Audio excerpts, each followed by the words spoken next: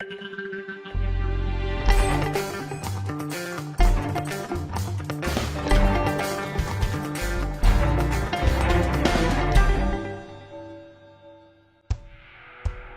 not easy being a dictator. For one, there's a lot of other people around you who would love to be you, so you're constantly worrying about staying in power. Navigating the gray area between political rivals and political allies is a total headache. Plus, there's all those pesky people who you're supposed to be in charge of. How to give them as little as possible without inciting rebellion is a never-ending balancing act.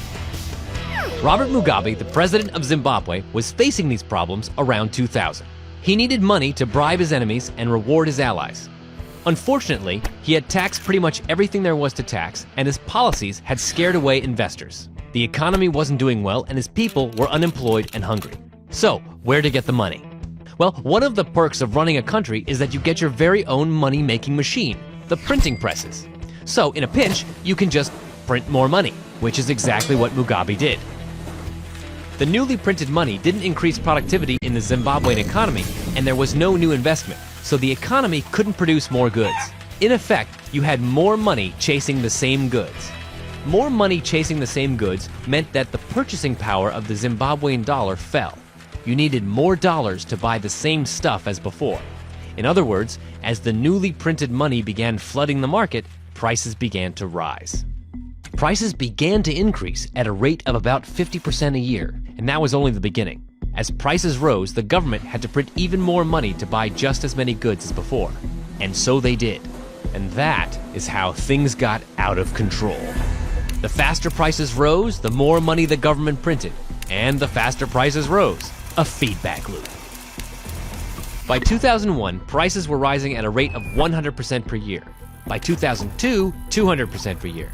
2003, 600% per year. By 2006, prices were rising at over 1,000% per year, and it cost 417 Zimbabwean dollars to buy toilet paper. No, not per roll, $417 per sheet. Money was devaluing so quickly that the money you had in the morning would be worth quite a bit less by the evening. So people were trying to get rid of currency as soon as they got it.